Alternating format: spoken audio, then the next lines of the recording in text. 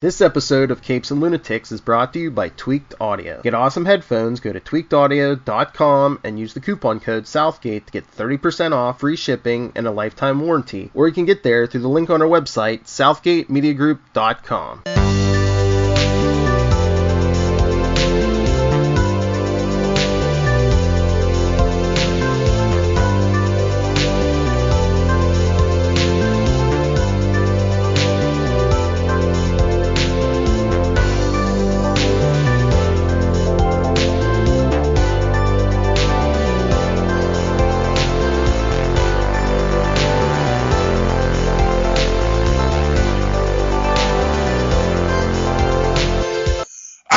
Me hearties, and welcome once again to Full Stream Ahead. I'm your captain, Charlie, the Professor Esser, and with me, as always, is me first mate and skinny rich friend. It's Mozz. Hey, Mozzie, welcome back to Full Stream Ahead tonight. Oh, you know what? All last episode, you know what we did not say? What? Oh, no, we forgot to take a drink. Episode. Ah, so please jeez. take drinks now that we are at the ultimate episode. Mm. The one following the penultimate episode. Take a drink. Tonight's episode, Season 2, Episode 8. What I Know. Becca shows up on Butcher's doorstep and begs for his help. The boys agree to back Butcher, and together with Starlight, they finally face off against Homelander and Stormfront. But things go very bad, very fast. Alex Graves is our director. Rebecca Sonnenschein gets our written by credit, and Eric Kripke gets our developed by credit. And, of course, Garth Ennis and Derek Robertson, they created the dang comic book this is all based off of. So, yes, Tristan's making himself a virgin mimosa. Well, what you're making is Sunny D and Budweiser Zero, so that's... But an actual mimosa would be orange juice and champagne.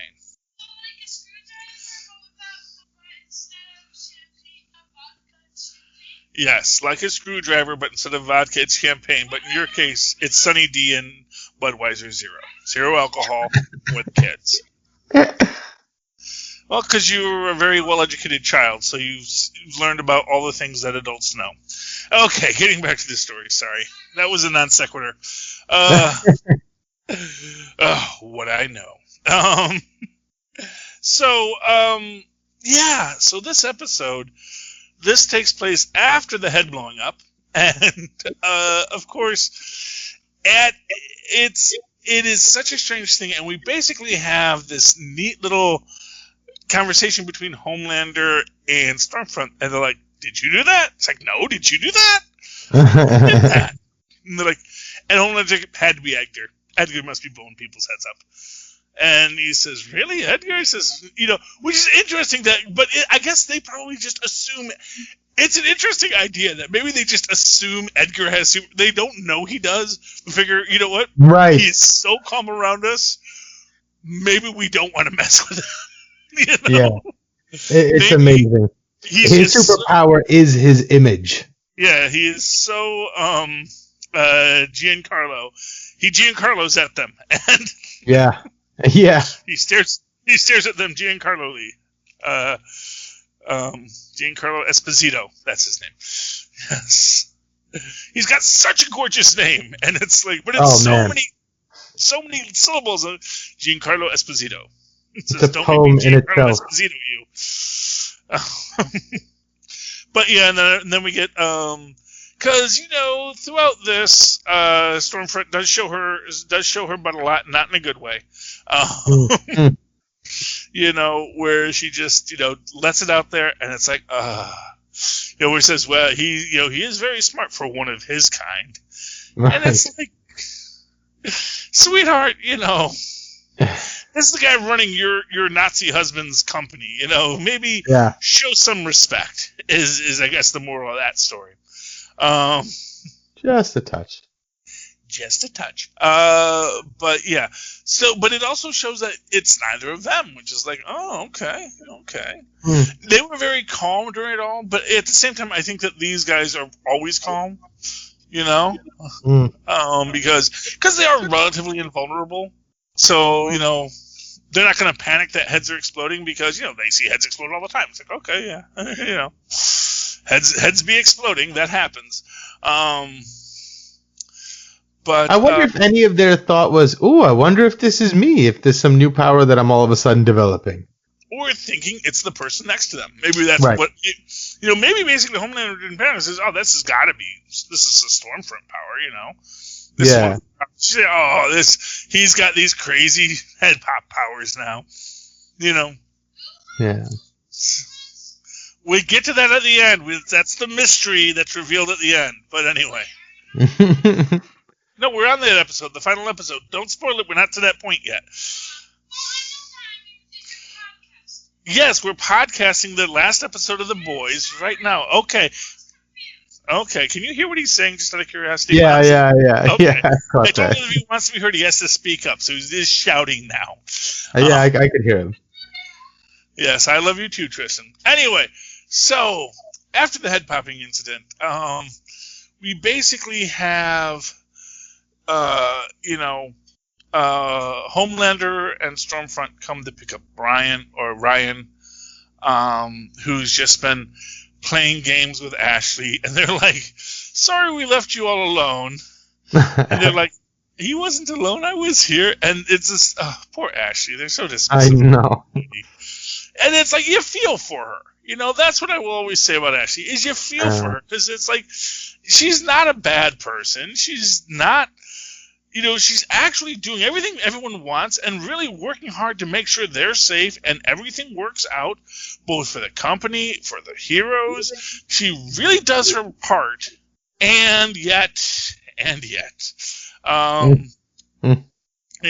hair's falling out. She's pretty nuts. I think that it was actually even a thing Stormfront said is like, yeah, they don't say that they don't think that Ashley has any brain damage, but with her, how can you tell? Because Ashley was at the event too. We also have in this storyline, Becca comes to Butcher, and it's basically, you got to help me get my son back. You got to help me protect him. And he agrees to do that, and in order to do that, he reaches out to Edgar. And this is where Edgar gets the best speech. Where basically, where it's like, oh, well, you know who Stormfront is, he's like, yes, I know, and what will I do? Run around like a maniac? That is a luxury of the white man. And it's just like, most powerful man in the world, arguably, but also, well, at least, in the corporate sense, but also just like, my power is delicate. My power, I get to maintain it because I'm careful with it.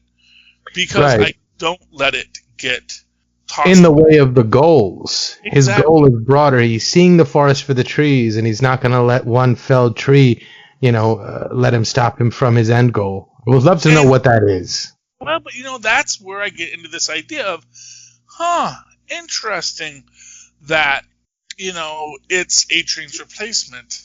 Man, I wish I could remember his I can't remember his name now. Man, shows you what an impression that guy made. Poor guy. That it's A-Train's replacement because it's A-Train's replacement. That is why when his head blows up, they need a speedster, and that is what triggers A-Train to betray the church, the collective. Because they make the point that, when A-Train is told, they're going to take the deep back, they're not going to take you. A-Train goes and steals the files. And what's also interesting in this is that A-Train is actually still pretty fast here. He is by no means, that and arguably maybe he's healed. Maybe his heart isn't as bad as it was, and it would be it's interesting to see this when they make the point to him to say, oh, hey, because of course, Huey and Starlight are driving, and he just sort of like opens the door and gets in the backseat and says, I forget what he says, but it's my favorite thing is like, how did you find us? Oh, I just ran around the city until I found you. I can cover the 5 boroughs in like 4 right. in like a minute. Yeah. Which and they get, oh, isn't your heart going to explode? It's like, my heart's not going to explode. It's like, I know what I'm doing. What I'm doing right now isn't actually an exertion. What actually is an exertion is other stuff, especially when, I'm hopped up on the V, which I'm not anymore. It's like that there's a whole complexity to the conversation here. And as it stands, interestingly enough, he gives them the files on Stormfront, and basically, he says, look, I don't care what you say. You just didn't get them from me. Hops out of the car and runs off. And then you get what, I'm trying to think when this happens. Because it's after Stormfront. That's right. That's after Stormfront leaves, because there's this whole process. They scan everything, they upload it, because they go because they know where Homelander is. They know where his cabin is, because that's what Edgar gives Butcher. Right. Edgar gives Butcher the location of Ryan. Well, yeah. Well, what he says, because the idea is like, look, your only defense against Homelander is Ryan, which is interesting because that, of course, is that thing that is that variation on the original Boys plotline. Because in the original Boys plotline, there is no, in the books, there is no Ryan, and that actually most of the horrible things that were being done were done by Black Noir, because Black Noir was actually a Homelander clone, yada, yada, yada. Whole different story, not the story we're telling here. And in that story also, Black Noir is actually the one who actually does most of the horrible things that people think Homelander did. So all the things that people... Yeah, so that's just an interesting little tidbit about the other universe that exists. And within all of this is this idea that, so they're going to plan this attack, and they set up these Vought sonic. Oh, it's not this one. After we're done, you can change it after we're done. Oh, okay, you can change that channel. That's fine. No, it's okay. I just like to keep it on broadcast while we're recording so that it's not using up data. Yeah, that's fine. So change the channel on broadcast. Sorry, Mozzie, we're getting all this domesticity this episode. It's a very... It's okay. We love you anyway, Tristan. Anyway, where were we? Yeah, so they set this up because they've got this plan. They've got this device that's supposed to take out Stormfront. It's like a EMP grenade launcher. They've got the sound things to deal with Homelander. And essentially, once they upload the information to the cloud, Stormfront has to leave. Well, actually, okay, I'm getting ahead of myself because there's so many important points I want to hit before this. Okay. One of which is when they go to the restaurant, because right. That's the first one. So, Homelander takes his son to Planet Vought, which is a little Planet Hollywood kind of place in this world. Because obviously, why would you have Planet Hollywood if you could have Planet Vought? And of course, Planet Vought is kind of Planet Hollywood because the superheroes all make movies. So, so it's interesting in that. And it's actually also interesting that you notice that if you look in the decor, you still see stuff for the Deep Up. They haven't, gotten rid of, they haven't purged this area the way that they changed the statues at the tower. For those who remember, that was like one of the Lamp Brothers things. He got mad because his statue had been taken down at the tower. So here you'll probably still some lamplighter merch in there. As it stands, they go to Planet Vaught, and of course, everyone starts talking, and then of course the kid's super hearing starts kicking up, and it starts overwhelming him and hurting him. And Homelander, and again, when Homelander picks up his son to take him away, he doesn't just push through people or anything like that. He just says, please step back, stand back, please. He's aware of his image. He's aware of where he is. He's aware of the people around him. He knows he's being watched right now. He really knows he has to be careful, but he also, arguably maybe doesn't want to just randomly kill people, even when they're hurting him, because everybody hurts him all the time, arguably, in his mind. The world is always filled with noise. Everybody's constantly talking. You think about, I know that was the thing in the Ben Affleck Daredevil where he has to sleep in the sensory deprivation chamber, because otherwise he just hears so much. He feels so much and hears so much. He can't operate except under these conditions. So he takes off with Brian, and it's always interesting because it's one of these things that, have you ever seen Jesus Christ Superstar? Yes. There is a great scene where they basically have Jesus Christ Superstar, in this one scene, and all these.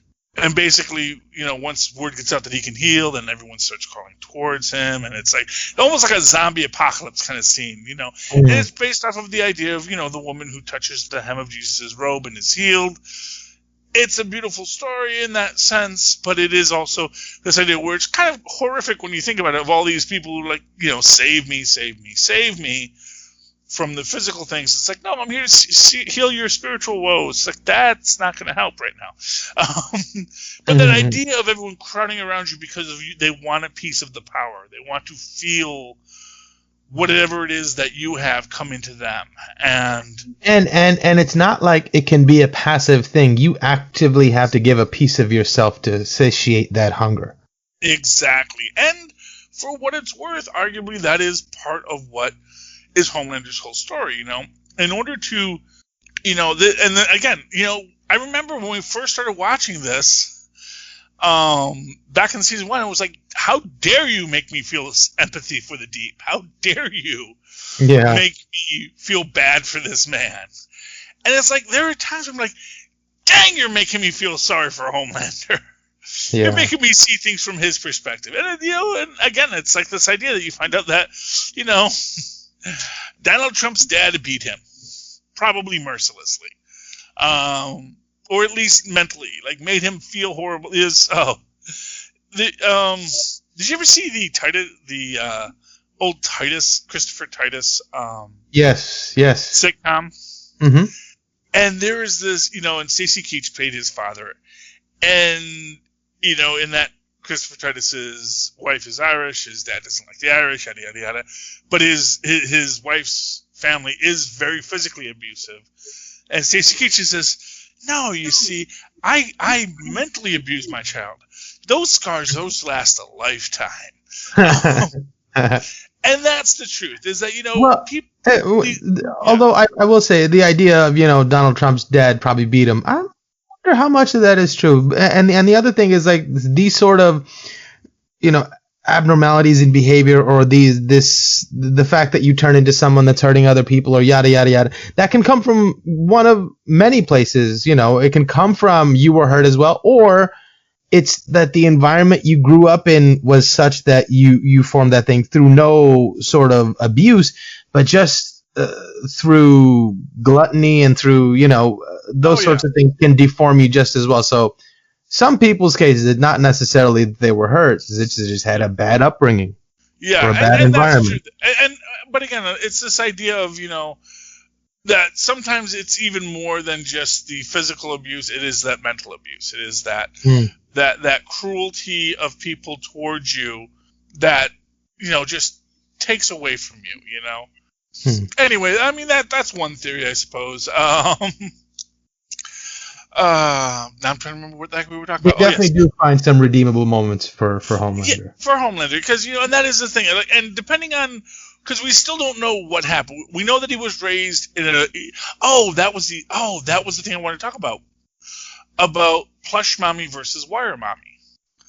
I don't know if you know about the rhesus monkey experiments, where they would have this rhesus monkey and they would have one basically dummy mommy. It was this dummy that they could cling to that was free. Ah, yes. And one that was made of wire.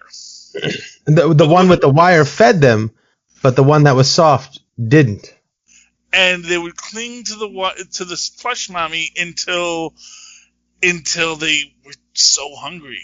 And then they would go over and feed, but they would come back once they were done feeding, or if they were forced to choose, they would often choose the plush one instead of eating. Exactly. Well, that was the idea, and that is essentially Homelander's story. And so when we get to that whole idea of Homelander's milk obsession, interestingly enough, that is kind of his thing. He was raised with a wire mommy. He was raised where he never got that compassion. And so, that idea that he needs that compassion. And again, this is this moment where we get to with him when he actually has an actual moment of real kindness towards his son. Right, because it's exactly the moment he was trying to warn his mom about. If you let him out into the world, everything is going to scare him. And it's like, whoa, I just did the thing that I was, and immediately he even just disregards Stormfront. He just gets up and got to get the kid out of there. Exactly. And he goes into this whole story where he explains to him, I have been afraid. The first time they let me into the world, it was just like this. I was scared. They found me walking out, on I-95, and it's, that's an interesting little parallel between Cindy from a couple episodes ago, where she's just out walking on the road, when they find her. But, it is just such a powerful moment for Stormlander. And then this is the thing where I really feel you get what the crux of Stormfront's problem is, and that I think where Homelander realizes is that Stormfront isn't who he wants to be with, or even in that moment, she makes a statement that she starts talking to poor Ryan about white genocide. And then again, you see this little twitch from Homelander because he doesn't want to tell her no, because not for nothing, this is the person who he's shtipping. Right. But you can tell, don't tell him that. That's not who we are as superheroes, Well, I think the most we got out of him was one of these, well... Yeah. And the thing is, and that gets to what she says later, I believe, when she's confronting Starlight and them, where she says, everyone likes what I say, they just don't like the word Nazi. And the thing is, it's like, well, yeah, but that's the thing they don't like. And that's the thing that is actually, it's this idea that people like the idea of we, the people, need to band together against them, the others, until you use the word Nazi, because that tells everyone, oh, wait, Nazis, I'm one of the others to the Nazis, aren't I? I'm not going to be in on your little gang because, I'm a Jew, I'm a Catholic, I'm a gypsy, nobody likes anybody, really. And Nazis don't like anybody. That's the actual truth of Nazis, is that actual Nazi ideology is so obsessed with purity, which is why I make the point. It's like the reason you see these people who are not blonde-haired, blue-eyed Aryans being the Nazi banner holders is because, it is these people who are so filled with self-loathing that become Nazis. And that quest for purity that people recognize once you say Nazi. that's why it's such a powerful word, because once you say Nazi, people know that you're not just talking about, us, working together to build a stronger America. You're actually saying building we're saying make America white again. And that is when people jump off, because even if you're white, maybe you're not going to pass somebody's purity test. Right. That there's going to be a test. And again, like I said, when we look at the last episode, with the guy with the black beard, he even has kind of a swarthy appearance when you look at him, He's probably not going to make the cut. Right. He's going to get that reverse paper bag test, where, you're not going to be allowed into the group. And once people say Nazis, that's when they know that, I'm not going to be allowed into the group. I'm not going to be one of the people that gets to cross over in your world because you see me as lesser. And it's an interesting, concept within comic books and superheroes in general, and the idea of, building better people. Because, of course, that's the idea behind Steve Rogers. He is the perfect human ideal. But also, and I think there's this noble idea in that, what if humans could be without frailty? So it becomes less this, racially idolized idea and more like, that physical perfection. What if we could all be 6'2" with big broad chests and, ripped muscles? Wouldn't that be great? Wouldn't that be great if every human did not feel pain in that way? And that's we'd find something to feel pain about. Well, yeah, it's all emotional pain. That's what they say, It's like you have that perfect brain that now feels everything in such precise ways, Right, but the human mind also has this capacity to get bored really easily. Yeah, that's true. If things are too good, if things are too calm, somebody will find something to be upset about. Why do you think Captain America is always punching people? Fortunately, there's always a full supply of Nazis to punch. So, it's always someone that you can smack around in these situations. But that idea that, needing that constant stimulation and that's for what it's worth. Maybe that's why these people, choose these high adventure lifestyles in the comic books, because, if they sat at home and watched TV, they wouldn't feel as fulfilled, It's not as easy as I make it look, as I always tell people. Right. But, so I do think that's an important point in this. And then we get to the scene where Stormfront flies off. Because Stormfront does fly off, because she gets the text message that, guess what? Everybody knows what you did. And there's this great scene that I love in this, is that as soon as she gets back to Vought Tower, and it's all this, there's, everything's out there, and they show a meme, because we see that her power has been the meme power, and now it's being turned against her. Oh no! With, little goose-stepping, Stormfront getting hit by a car, that actually that was one of those old, I forget what group that was that did those in the early days of memes. There was that did the cardboard cutout talking head political figures singing songs, So, that's a throwback, really. I forget what they were called, but yeah, now I'm remembering them. Now I get what they were referencing in that. And so in that way, she is hoisted by her own petard. Meanwhile, essentially the idea is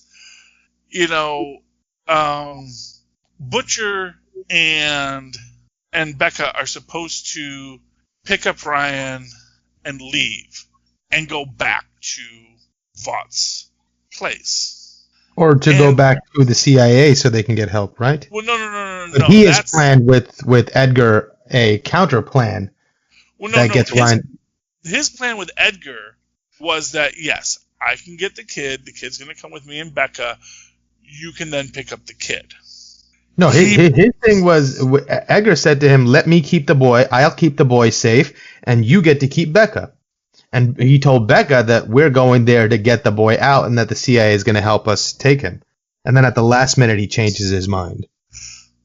Maybe I'm forgetting the plot line on that. Okay, I mean that's possible. I mean, I was under the that's right. So the idea was once he finds the boy, he calls in Vought's people. Vought's people come, pick up the boy, take him and Becca back.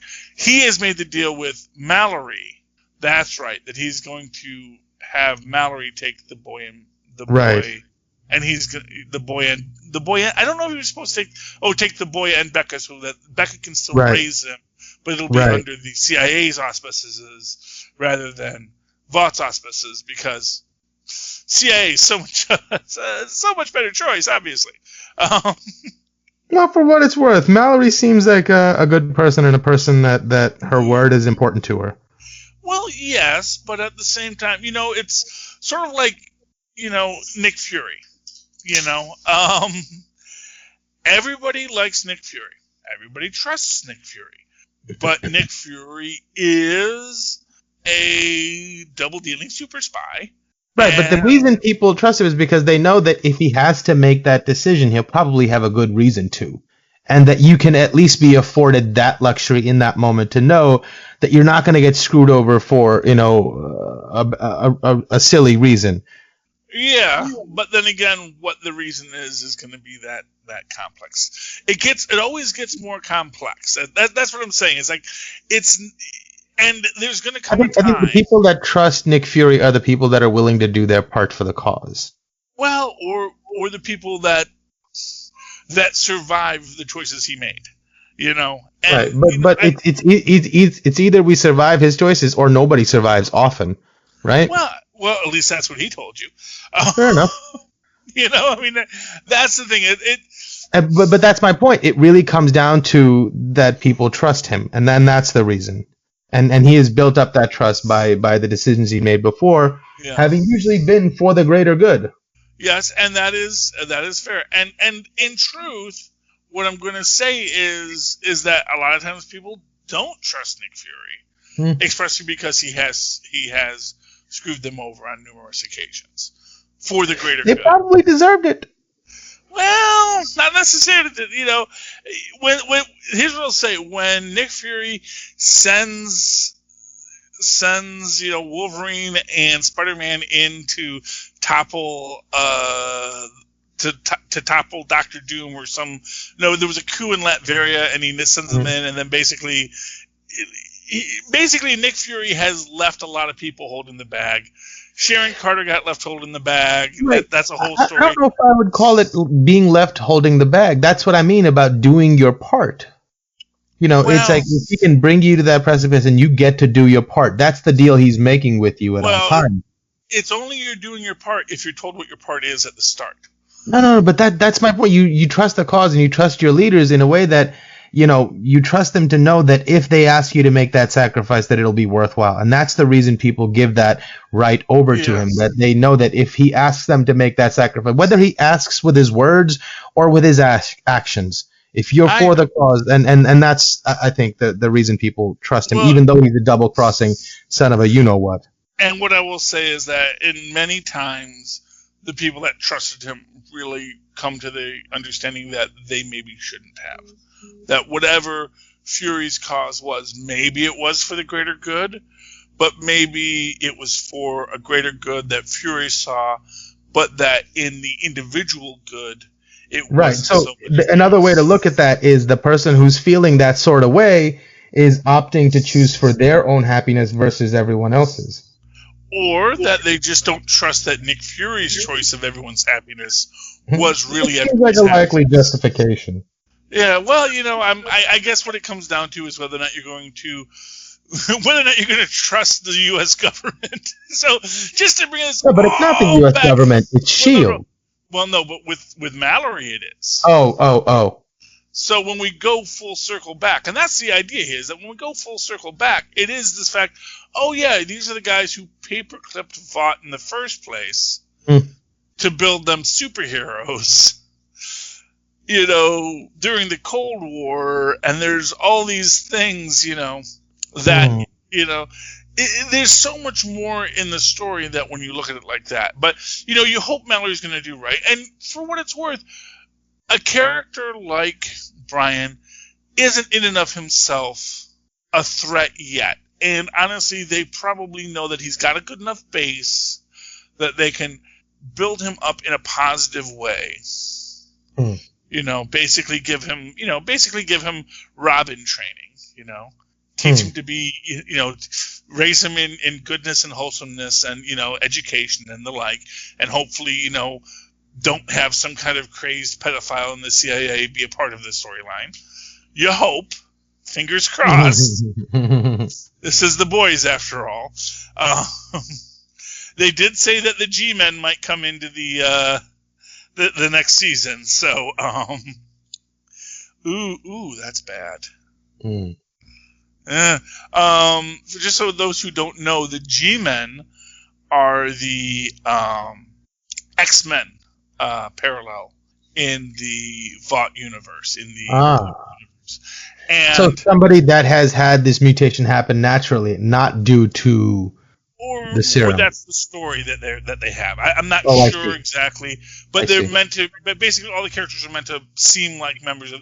Like it's like sometimes they play fast and loose with this. As an example, Love Sausage was actually one of the Soviet super soldiers. If you remember Love Sausage from a few episodes ago. Yes. So he was one of the Soviet group of super soldiers. And I'm sorry, it's burned in my mind forever too, Tristan. I'm sorry. But yeah, so that's the idea. And it's sort of the thing that, much like the real Charles Xavier, gets a little too close to some of his students. So we'll have to see what they do with that. But the idea of, actually we do have naturally born superheroes, and we assume Ryan is the first, but is he? And that's this thing that when you get this idea of, a character like Soldier Boy, who has been around since the 40s and has no doubt, much as I've always pointed out with Steve Rogers, when you have him on his publicity tour in the first Avenger, and there's all these pretty blonde-haired ladies looking at him, winking at him as he's traveling around the country. How many of them said, could you sign something for me, Mr. Captain America? And, poor old Cap just sort of gets swept up in things. So there may well be people like that, people who are the result of some of these sexual dalliances that actual superheroes have had. Now, with regard to Stormfront, we know she had a daughter, but her daughter may have been born before she had the powers, and there may have been reasons why she couldn't get pregnant after that. It's sort of the, there are these interesting ideas where they say, yes, if you had this, superhuman invulnerability, maybe it's going to make it hard for an egg to implant. Maybe it's going to make your sperm shoot out at super speed, all sorts of things like that. So, there's all sorts of problems that you could have with this. But the idea of naturally born superheroes might be something that Vought was aware of and has been working with this whole time, But that might be what Edgar's thing is, because we'll get to that in a minute. Because first off, let's talk about Girls Getting It Done, which is their homage or criticism of, although it's not really even a criticism of, it's just sort of, they sort of do it twice, because they do it once in the Vought Rise of the Seven scene, where they have Stormfront and Maeve and Starlight say, we'll get her to the tower, that whole thing, which is fine. But then in this one, basically what happens is, they and this is what they do. So, okay, so the whole plot line is, they make this sound that Frenchie rigs up to cause, supersonic distress for Homelander and Ryan. Homelander, because of course he can take it, goes out to find the source of the sound, blows up the speakers, sees that these are Vought speakers, realizes Vaught's trying to do something to me, which of course is an assumption since Vought makes so many things. Just because it's a Vought brand product doesn't mean it's Vought doing it. Right, but like anyway, finding Tony Stark brand missiles in your village.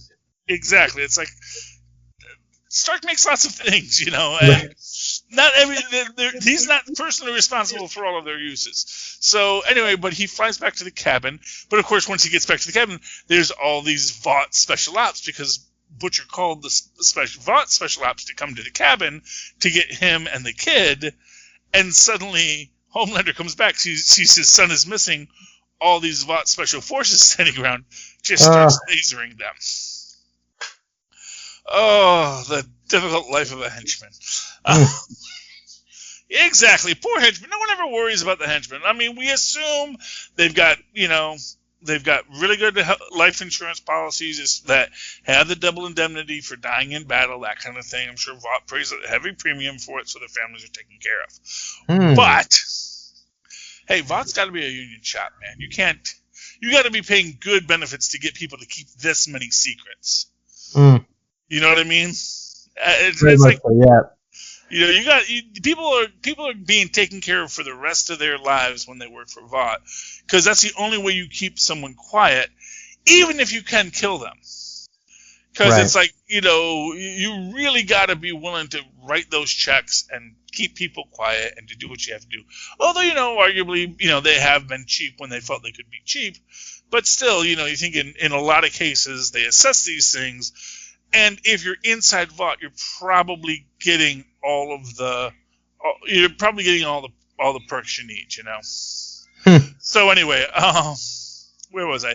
Yes. So Stormfront, because Stormfront stops there before Homelander, after she gets back, and you know first she fights Kimiko and Starlight. Yes, and you know is dealing with it, and that's a weird thing for me because it's like, okay, Stormfront has electricity powers. Stormfront, you know, Starlight basically EMPs those electricity powers. How is she not able to just like short circuit her and blow her up? But you know, right. I guess it doesn't work but at the same time, her power is to strengthen electricity, so all she could ever do is make her stronger, right? Oh, she could overload her. That's always a thing that happens too. You know, well, she's an electrokinetic, so arguably, but what I'm saying is she should be able to turn the electricity bolts back on her or something like that, you know. Yeah, but even if you hit her with electricity, it's only going to make her stronger. Yeah, I mean, arguably, it's sort of, I kind of look at it like that Force lightning stuff that the Emperor does. You know, he shoots the lightning and then you deflect it like Mace Windu. He deflects it back at him, and you know, it's all ghouly faced. But anyway, so but you know, one thing that I like in there is like when Kimiko's fighting her, and then she breaks Kimiko's neck, and then Kimiko's laying down, and then she like knocks out Starlight, and she's gonna hit her, and then Maeve shows up, and then you realize Kimiko gets back up because Kimiko has a healing factor, and then they just start curb stomping her until she has to fly away. Then you have Butcher and Becca and Ryan. They're trying to get away, and Stormfront comes up to them, and Stormfront basically is, you know, she knocks out Butcher, she's strangling Becca, and then Ryan lets go. Because as Homelander told him, it helps if you focus on someone you hate. And he's like, I don't hate anyone. You know who I hate? The person trying to kill my mom. Yeah. And, oh my God, that is just this powerful thing. Because basically, when we come back, we see she's, you know, there's this completely charred up Stormfront. Faces all both her arms and her legs. She's just basically a singed stub. Yeah, you know, and she's just mumbling in German. Let's go, you know, and I don't know if she's dying. I don't know what's happening. And we see Becca basically has this cut on her throat, and you know, and Ryan's like, "I'm sorry, Mom. I'm sorry." Which is also this thing where it's like, you know, you didn't do anything, kid. You know, it really wasn't your fault. That you had to get this woman off of her, and she died. But it was probably the laser eyes that, even though, dang, did that much damage to Stormfront, and it's just like that little cut on her neck, but it's just in just the right spot. Yeah. You know, it's like, oh, fudge, man. And then you just have, you know, Butcher's like, trying to hold it, says, somebody help us. And of course, then Homelander comes in. You can see how disgusted he is at the weakness of Stormfront in this moment. And he's like, she was speaking German. And then I just love this idea of Butcher picking up the crowbar to stand up against Homelander. And Homelander's just like, what are you doing? And it's like, I'm doing what I have to do. I'm doing what I said I'd do, And for what it's worth, it's like, it is such a noble stupidity, if you will. Because, I get what you're saying. This is what you promised to do, and you promised to do this for him. But, what are you going to do? But then, of course, fortunately, Maeve shows up. Yeah, but there's something to that, to the last breath. And it's like, what is your life worth if it isn't worth something in that moment?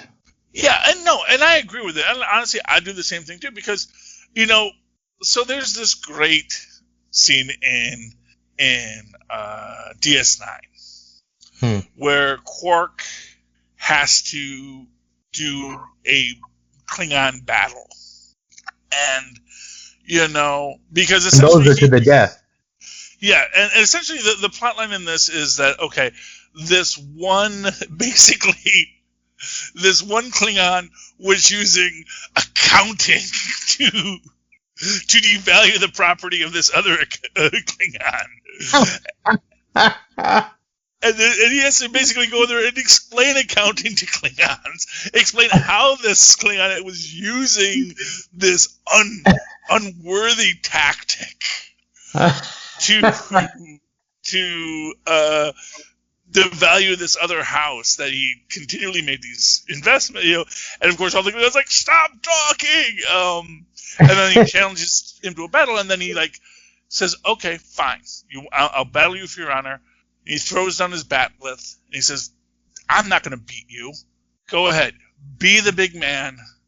You can tell all your children about the day when you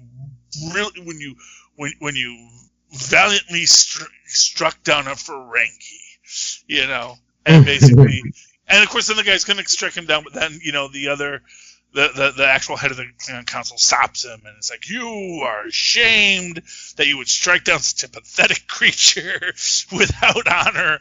You are without honor, and basically, yay! It was a really great episode, especially because, like I said, I love the fact that it's all about how, Klingons don't understand money, but if a Klingon did understand money, he could basically scam all the Klingons all day long, because Klingons are stupid. They're just asking for it. Yeah, pretty much. Anyway, but if you mess with them, you kind of are too. Yeah. So, but when it comes to this idea in this moment, where if he stands up to Homelander might not kill him. He's gonna fight, but and if nothing else, maybe he says, what? Look, let's work out some kind of a deal here. I don't want to have to kill you, especially not in front of my son. Especially not after he watched his mom die. And because he's probably got some kind of crazy bonding to you in this moment. So maybe we'll work it out. But then, of course, what happens is Maeve shows up and basically blackmails him. Because that is his real weakness. His one weakness. I'm an awful person, and someone might find out.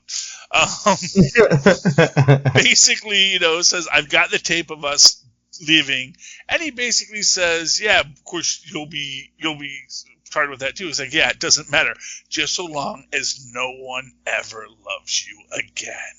And it's like, oh, that's just the thing that she knows what would kill him.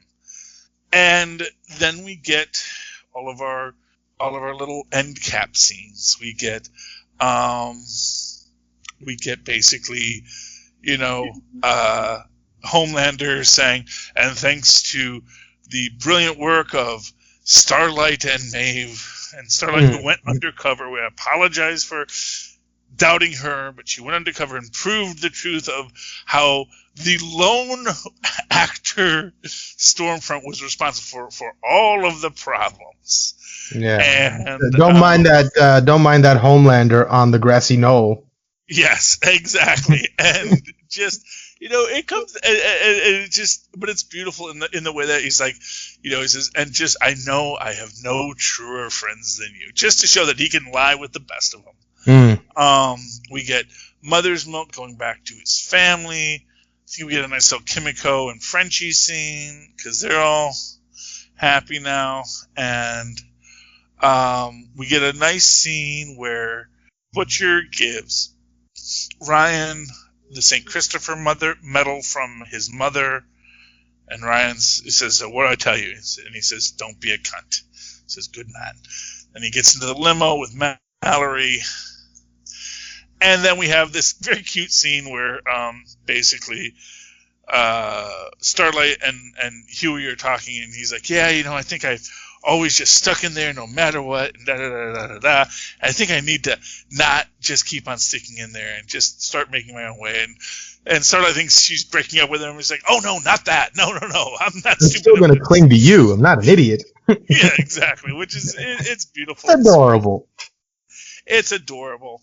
And then we get this scene where basically the head of the church is talking to Victoria Newman about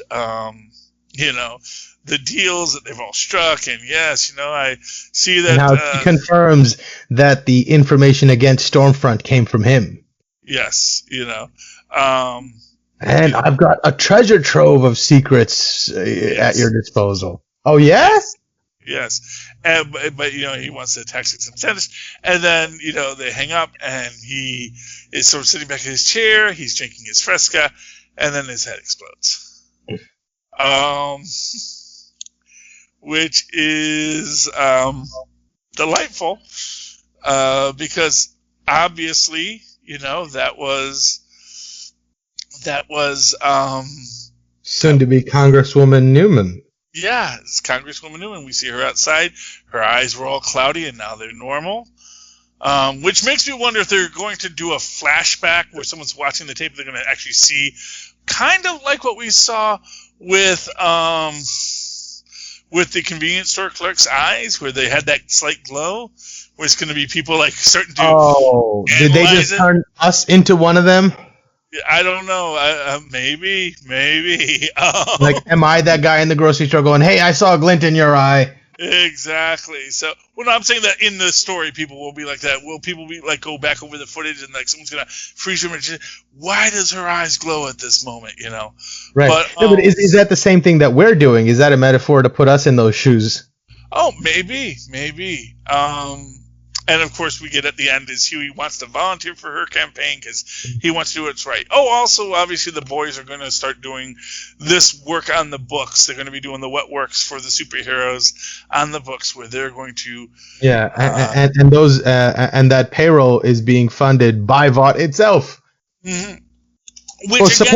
Supposedly, if she is actually, which it sounds like, she's probably an agent of a deep undercover agent for Giancarlo Esposito's character. Why can't I think of his name right now? Mr. Edgar. Stan Edgar. So if she's working for Stan Edgar, and she's the one who gave Mallory the funding to set up this little task force, then their funding is coming from Vought. So at all times, they will have a tab on these guys, supposedly meant to be hunted, and they can be sort of diverted at every turn. And this is my thing. I think that Giancarlo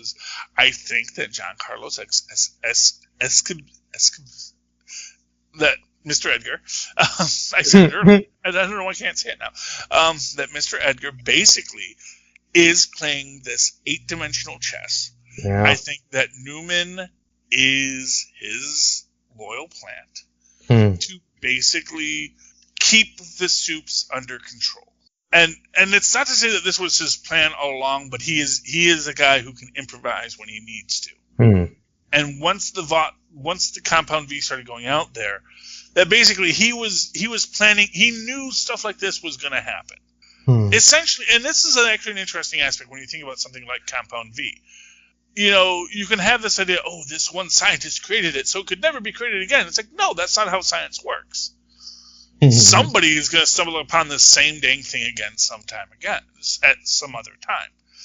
And because people know that this stuff is possible, it makes it all the more likely that someone's going to be able to recreate it or reverse engineer it, from something.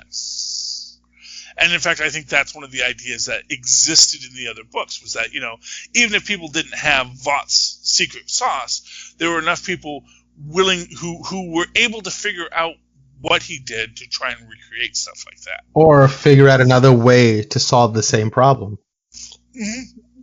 Exactly. Or, sort of like when you, if you ever saw Ant-Man, and you'll notice that the Hydra Pym particles were a different color than the proper true Pym particles, because they had found a way to do it, but they did it through a different route.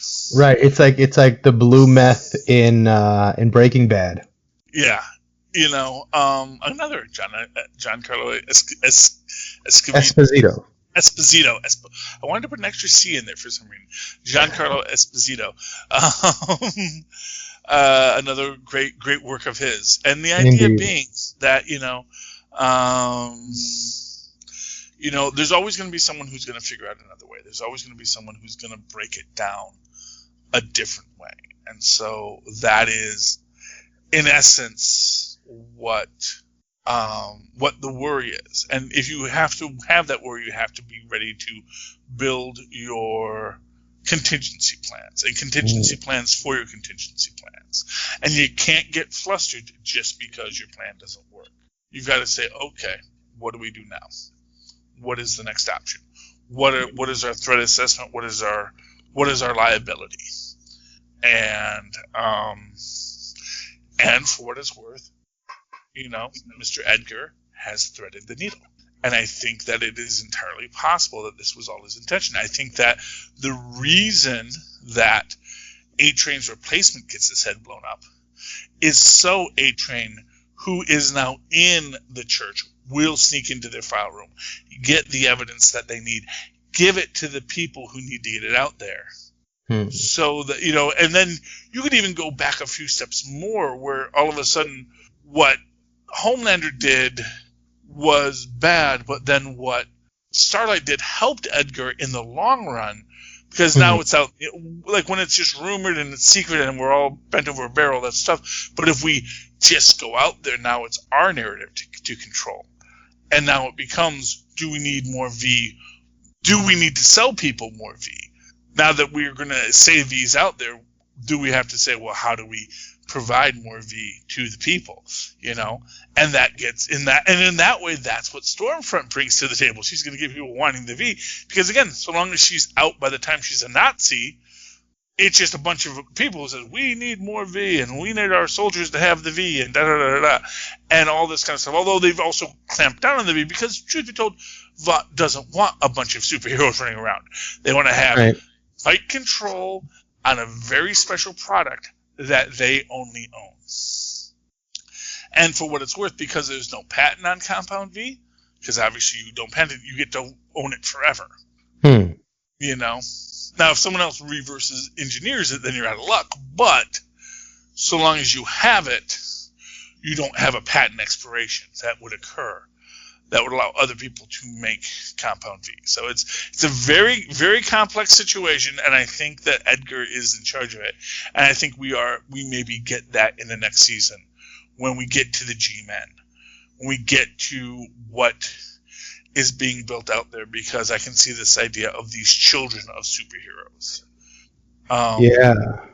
Having to be trained in their powers by someone who has powers that can put them in a spot where they can, have some control over the superhumans. One of the things I've always made a point of is, like, one of the weirdest things I've never seen is we haven't seen someone who had super mega mind powers, like the leader or something like that. Right. Someone who had that super intelligence that could, basically defeat any superhero because they were smarter than them. So maybe we'll see that next season. We'll have to see, Mozz. We're going to have to see, and season 3 is coming. Tristan, did you want to do our sponsors? No, thank you. Okay. Well, Tristan, As I was going to say, a lot of you maybe have been listening to the show and you're not hearing it as well as you could. Maybe you missed things. Maybe you could hear all my failures with what's his name? John Carlos Escato. Tristan, if they can't hear what I'm saying, what should they do? Well, they should go to Tweaked Audio headsets. No, tweakedaudio.com. Okay. Tweakedaudio.com. Tristan, quickly, what coupon code should they use when they get there? He missed it. It's the coupon code Southgate, which will get you a discount on tweakedaudio.com headsets. Likewise, Tristan, where else can they go with that same coupon code? Amazon. No? I don't know.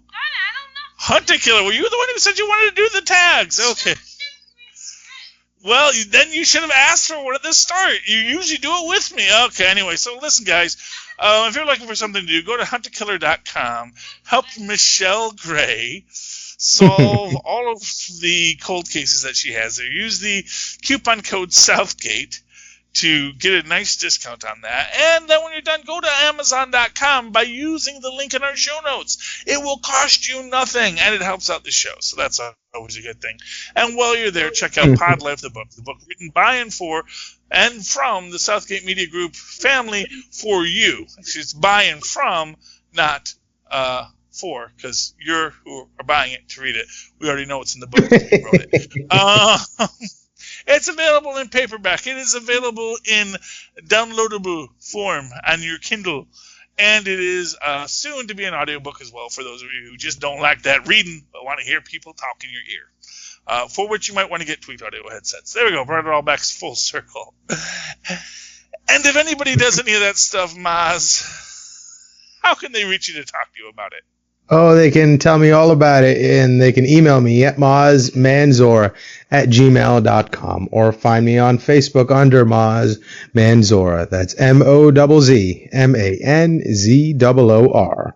And, of course, you can always write to me that old-fashioned email, way the way our Mozz and Poz once did on the internet, at superconnectivityblog@gmail.com. That's superconnectivityblog, all one word, @gmail.com. And, of course, follow me on the Twitter as I live tweet DuckTales, woohoo, every Monday night at 7 p.m. Watch the birth of the Disney Afternooniverse come to life in a great series. And I hope you watch it. I hope you watch it with me. And I hope we can all talk about it. Because, honestly, it's some great stuff. There is some deep lore. And, I love the lore. And that has been another episode, me hearties. We have sailed the full length of The Boys, Season 2. Next, we start upon the rocky shores of the Mandalorian. And you'll certainly want to tune in again next week as we once again sail full stream ahead. Arrgh.